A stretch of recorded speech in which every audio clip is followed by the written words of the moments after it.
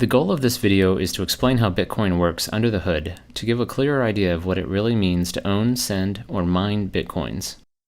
First, a brief high-level overview of what Bitcoin is. At its core, Bitcoin is just a digital file that lists accounts and money like a ledger. A copy of this file is maintained on every computer in the Bitcoin network. These numbers don't represent anything in the physical world. They only have value because people are willing to trade real goods and services for a higher number next to their account and believe others will do the same. The numbers only have value because we believe they have value, just like any other fiat currency. To send money, you broadcast to the network that the amount on your account should go down and the amount on a receiver's account up. Nodes or computers in the Bitcoin network apply that transaction to their copy of the ledger and then pass on the transaction to other nodes. This, with some math-based security, is really all there is, a system that lets a group of computers maintain a ledger. While this may sound similar to the way a bank maintains a ledger, the fact that the ledger is maintained by a group rather than a single entity introduces a number of important differences. For one, unlike a bank where you only know about your own transactions, in Bitcoin everyone knows about everyone else's transactions. Also, while you can trust your bank, or you can at least sue it if something goes wrong, in Bitcoin you're dealing with anonymous strangers, so you shouldn't trust anyone. The Bitcoin system is amazingly designed so that no trust is needed. Special mathematical functions protect every aspect of the system. The rest of this video will explain in detail how Bitcoin allows such a group of strangers to manage each other's financial transactions. At a basic level, for Alice to send money to Bob, she simply broadcasts a message with the accounts and the amount. Send 5 Bitcoins from Alice to Bob. Every node that receives it will update their copy of the ledger and then pass along the transaction message. But how can nodes be sure that the request is authentic, that only the rightful owner has sent the message? Bitcoin rules require a kind of password to unlock and spend funds, and this password is what's called a digital signature. Like a real handwritten signature, it proves the authenticity of a message, but it does so through a mathematical algorithm that prevents copying or forgery in the digital realm. Unlike a simple static password, a completely different digital signature is required for every transaction. Keep in mind that in Bitcoin, you're dealing with complete strangers, so you never want to reveal a password that could be copied and reused by someone else. A digital signature works by utilizing 2 different but connected keys, a private key to create a signature and a public key that others can use to check it. You can think of the private key as the true password and the signature as an intermediary that proves you have the password without requiring you to reveal it. Public keys are actually the send to addresses in Bitcoin, so when you send someone money, you're really sending it to their public key. To spend money, you must prove that you're the true owner of a public key address where money was sent, and you do that by generating a digital signature from a transaction message and your private key. Other nodes in the network can use that signature in a different function to verify that it corresponds with your public key. Through the math behind the digital signature, they are able to verify that the sender owned a private key without actually seeing the private key. Importantly, because the signature depends on the message, it will be different for every transaction and therefore can't be reused by someone for a different transaction. This dependence on the message also means that no one can modify the message while passing it along the network, as any changes to the message would invalidate the signature. The math behind this is fairly complex, and while I won't try to explain it fully now, here are some topics you can Google to get started: elliptic curve digital signature algorithm and mathematical trapdoor. More at the end of the video. So far, we know that digital signatures are used to ensure a transaction is authorized, but I've oversimplified how nodes in the network keep track of account balances. In fact, no records of account balances are kept at all. If you don't keep track of how much money any given person has, how do you know if they have enough to send to someone else? Instead of balances, ownership of funds is verified through links to previous transactions. Here's how this works. To send 5 Bitcoins to Bob, Alice must reference other transactions where she received 5 or more Bitcoins. These reference transactions are called inputs. Other nodes verifying this transaction will check those inputs to make sure Alice was in fact the recipient, and also that the inputs add up to 5 or more Bitcoins. Let's look at a real transaction to see this in practice. This transaction references 6 inputs for a total of 139.6 Bitcoins. In the output section, notice that there are 2 lines. The first one of these is actually going back to the sender as change for the transaction. A simplifying rule states that each input must be used up completely in a transaction. So if you're trying to send an amount that doesn't exactly match one of your inputs, you need to send any remaining amount back to yourself. Through these reference input linkages, ownership of Bitcoins is passed along in a kind of chain, where the validity of each transaction is dependent on previous transactions. But how can you trust those previous transactions? You can't, and you should check their inputs too. In fact, when you first install Bitcoin wallet software, it downloads every transaction ever made and checks each one's validity all the way back to the very first transaction. Remember, you're dealing with complete strangers, so it's important to verify every transaction for yourself. This process can take over 24 hours, but it only needs to be done once. Once a transaction has been used once, it is considered spent and cannot be used again. Otherwise, someone could double spend an input by referencing it in multiple transactions. When verifying a transaction, in addition to the other checks, nodes also make sure that inputs haven't already been spent. To be explicit, for each input, nodes check every other transaction ever made to make sure that input hasn't already been used before. While this may seem time-consuming, as there are now over 20 million transactions, it's made fast with an index of unspent transactions. So instead of a ledger of balances, Bitcoin nodes keep track of a giant list of transactions. Owning Bitcoins means that there are transactions in this list that point to your name and haven't been spent, or in other words, used as inputs in other transactions. One interesting consequence of this ownership structure is that figuring out your own balance requires iterating through every transaction ever made and adding up all your unspent inputs. Another interesting note about transactions is that the system can support more complex ones than simply sending funds to one person. You may have noticed a cryptic-looking line of text in the output shown previously. It turns out that outputs are more like puzzles to be solved rather than simple to addresses. Rather than emailing, sending money in Bitcoin is more like putting money in a public locker and attaching a math puzzle that must be solved to open it. The puzzle is defined using a special scripting language, and while it's typically designed so that only a single owner of a public key can solve it, more complex conditions are possible. For instance, 2 out of 3 signatures could be required for an escrow-based transaction. Another example is the very first Bitcoin transaction ever made, which was a puzzle that anyone could solve. While most Bitcoin software hides the scripting layer for you, you're free to write your own software and claim conditions, although this can be risky. Over 2,600 Bitcoins were lost in one batch of transactions due to a malformed address. This highlights an important part of Bitcoin. As there is no bank or credit card company you can appeal to, any user error mistakes can result in permanent loss of Bitcoins, and not just from your own account, but from the Bitcoin economy overall. If you lose your private key, any funds associated with the corresponding public key will be gone forever. Because people will likely lose private keys due to hard drive crashes and insufficient backups, this means the Bitcoin currency will eventually be a deflationary one. Before explaining the final piece that secures Bitcoin, mining, I want to highlight a few points about anonymity in Bitcoin.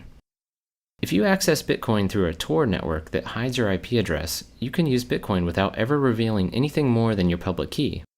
And to avoid someone linking your transactions together, remember they're all publicly stored on every computer, you can generate a new public key for every incoming transaction.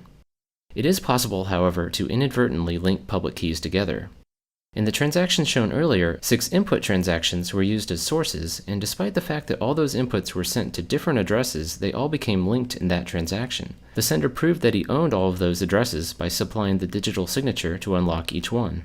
Researchers have in fact used these links to study Bitcoin user behavior.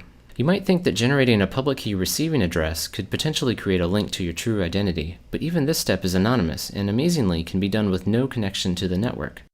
You simply click a button in your wallet software and it randomly generates a new private and public key.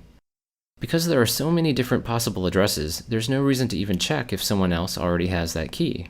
Compare this to signing up for an email address where almost everything you might try has been taken. In fact, if you did guess someone else's key, you would have access to all their money. This is the total number of possible Bitcoin addresses.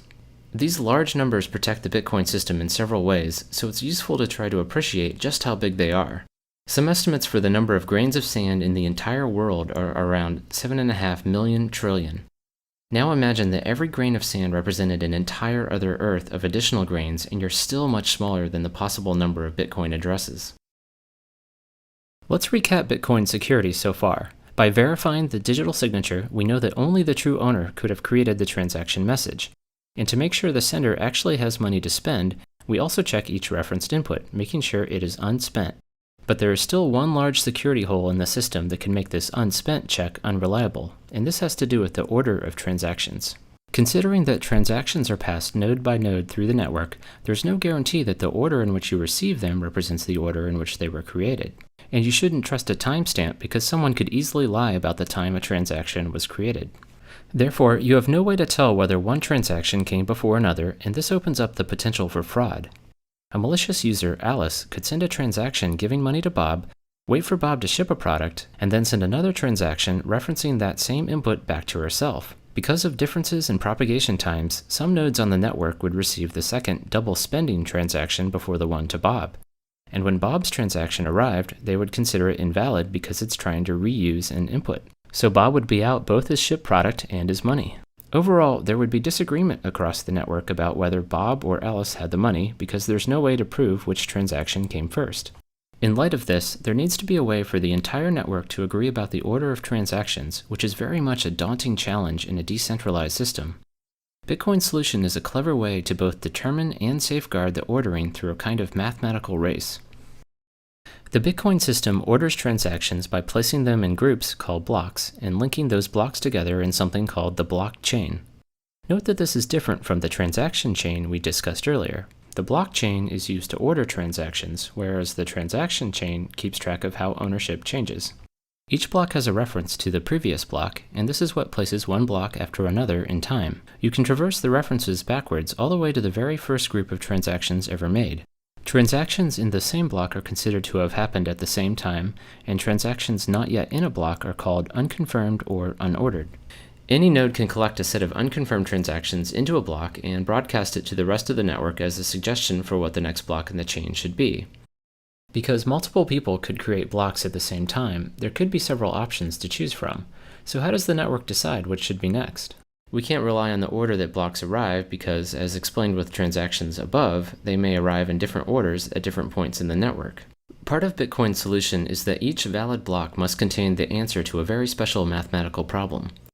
Computers run the entire text of a block plus an additional random guess through something called a cryptographic hash until the output is below a certain value. A hash function creates a short digest from any arbitrary length of text. In our case, the result is a 32-byte number. Here are some examples of the specific hash function Bitcoin uses, SHA-256. Note how much the output changes in result of a single extra period at the end of the third example. The output is completely unpredictable, so the only way to find a particular output value is to make random guesses. It's very much like guessing the combination to a lock. You might get lucky on your first guess, but on average it takes many guesses. In fact, in Bitcoin, it would take a typical computer several years of guessing to solve a block. With every computer in the entire network all guessing numbers, it takes about 10 minutes on average for someone to find a solution. The first person to solve a math problem broadcasts their block and gets to have their group of transactions accepted as the next in the chain. The randomness in the math problem effectively spreads out when people find a solution, making it unlikely that two people will solve it at the same time. Occasionally, however, more than one block will be solved at the same time, leading to several possible branches. In this case, you simply build on top of the first one you received. Others may have received the blocks in a different order and will be building on the block they first received. The tie gets broken when someone solves the next block. The general rule is that you always immediately switch to the longest branch available. The math makes it rare for blocks to be solved at the same time, and even more rare for this to happen multiple times in a row. The end result is that the blockchain quickly stabilizes, meaning that everyone is in agreement about the order of blocks a few back from the end of the chain. The fact that there's some ambiguity in the end of the chain has some important implications for transaction security. For instance, if your transaction finds itself in one of the shorter branches, it will lose its place in line within the blockchain. Typically, this just means it will go back to the pool of unconfirmed transactions and be included in a later block. Unfortunately, this potential for transactions to lose their place opens the door to the very double spend attack that was our original motivation for an ordering system. Let's look at how a double spend attack would work in the system described so far. A fraudster, Alice, sends money to Bob. Bob then waits for the transaction to get confirmed into the blockchain and then ships a product. Now, because nodes always switch to a longer branch, if Alice can generate a longer branch that replaces the transaction to Bob with one to someone else, his money will effectively get erased. Bob's transaction will initially get tossed back into the unconfirmed pool, but since Alice has replaced it with another transaction that uses its same input, nodes will now consider Bob's transaction invalid because it's referencing an already spent input. So how does the ordering system prevent Alice from defrauding Bob? You might think that Alice could pre-compute a chain of blocks to spring on the network at just the right time, but the math puzzles in each block actually prevent this. We need to look a little deeper into the cryptographic hash explained earlier to fully understand why.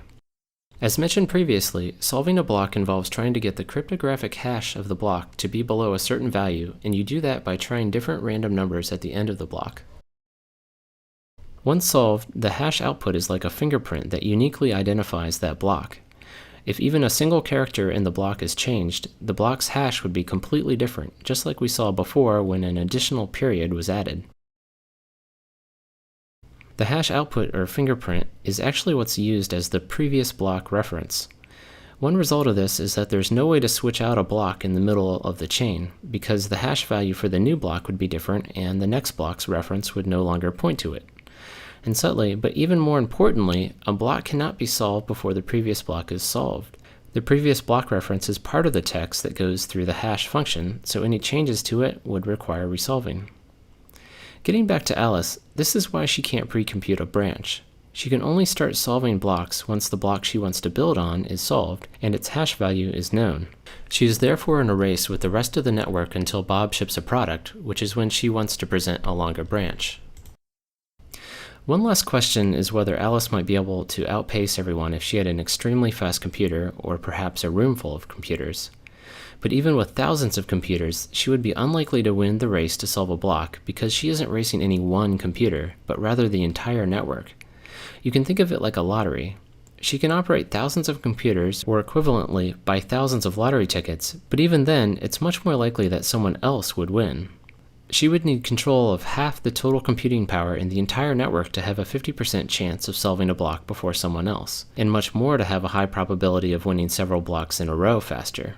So transactions in the blockchain are protected by a mathematical race, one that pits an attacker against the entire rest of the network. A consequence of blocks building on top of each other is that transactions further back in the chain are more secure.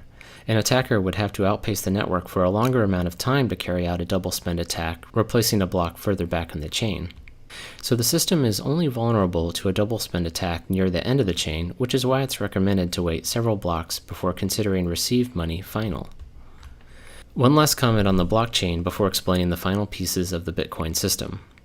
Amazingly, nothing described so far requires any trust. When you receive information from strangers in the Bitcoin network, you can check for yourself that block solutions are correct. And because the math problems are so hard, you know that there's no way any attacker could have generated them on their own. The solutions are proof that the computing power of the entire network was brought to bear. Now that we've discussed how money is transferred through digital signatures and transaction chains, and how the order of those transactions is protected in the blockchain, let's go over the final piece, where Bitcoins come from. To send money, you must reference a previous transaction where you were the recipient, but how do coins get into this ownership chain in the first place? As a way to slowly and randomly generate and distribute coins, a reward is given to whoever solves a block. This is why solving blocks is called mining, although its real purpose is to verify transactions and safeguard the blockchain.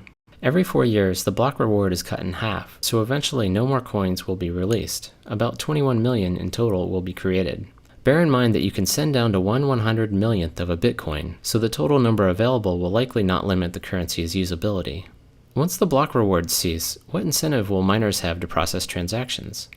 In addition to the block reward, miners also get any transaction fees that can optionally be included with transactions. Right now, miners will include transactions with no fees into blocks because their main incentive is the block reward.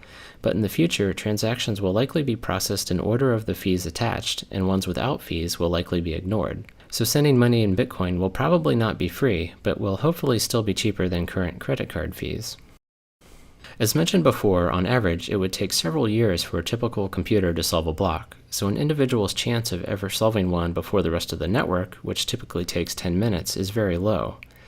To receive a steadier stream of income, many people join groups called mining pools that collectively work to solve blocks and distribute rewards based on work contributed.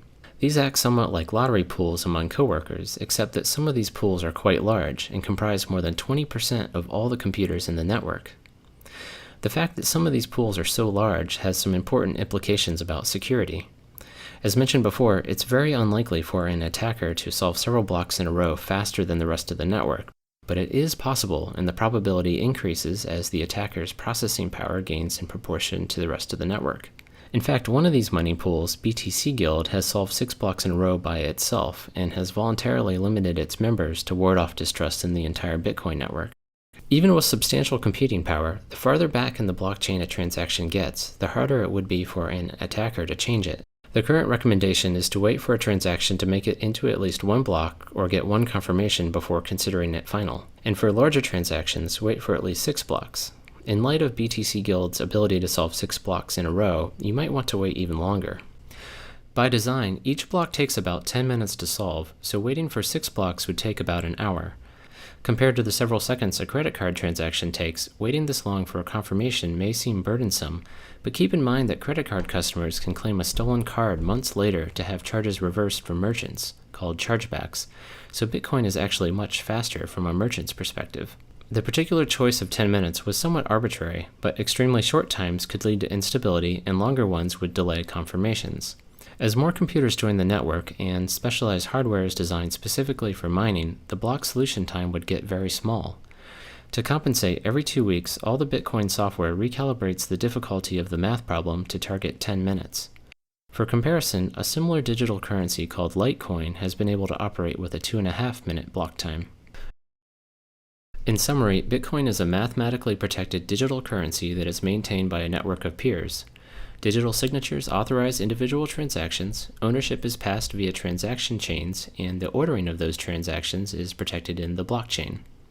By requiring difficult math problems to be solved with each block, would-be attackers are pitted against the entire rest of the network in a computational race they are unlikely to win.